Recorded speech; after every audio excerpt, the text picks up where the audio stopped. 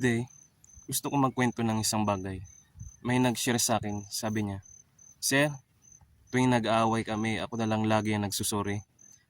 Hindi dahil alam kong mali ako, kundi dahil natatakot akong baka naiwan niya na talaga ako. Paisip ako, pagkatapos kong marinig yun. Kasi baka hindi lang siya ang ganun, baka pati ikaw. Naranasan mo na ring humingi ng sorry kahit hindi mo alam kung may kasalanan ka ba talaga. Hindi dahil gusto mong akuin ng mali, kundi dahil ayaw mong lumaki ang away. At alam mo, sa umpisa, parang maliit lang na bagay.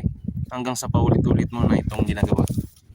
Dumadating na sa point na kahit wala kang kasalanan, ikaw pa rin ang unang nagsusuri. At unti-unting nasasanay ka ng sisihin ng sarili mo. Kapag malamig siya, ikaw ang may kasalanan. Kapag hindi siya nagre-reply, ikaw ang may kasalanan. Kapag may hindi naging maayos, ikaw pa rin ang may kasalanan. Pero gusto kitang tanungin, naisip mo na rin ba kung ginagawa niya rin ba ang parte niya? Kasi ang relasyon, hindi dapat isang tao lang lagi nagdadala. Hindi dapat isang tao lang lagi nag-a-adjust. At hindi rin isang tao lang lagi nagsusuri. Minsan kasi, sobrang mahal natin ang tao.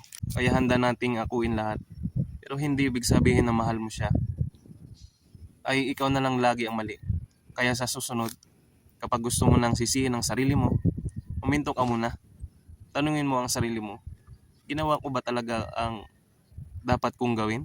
Kung oo ang sagot mo, huwag mong dalhin ng bigat na hindi naman para sa'yo. Kasi hindi mo kontrolado ang magiging desisyon ng ibang tao. Pero kontrolado mo kung paano iingatan ang sarili mong puso. Ang tamang tao, hindi ka hahayaan na araw-araw mong questionin ang worth mo. At kung matagal mo nang sinisisi ang sarili mo, ako ba talaga ang problema o nasanay lang akong akuin lahat? Salamat sa panonood. Please subscribe at kita tayo sa next video.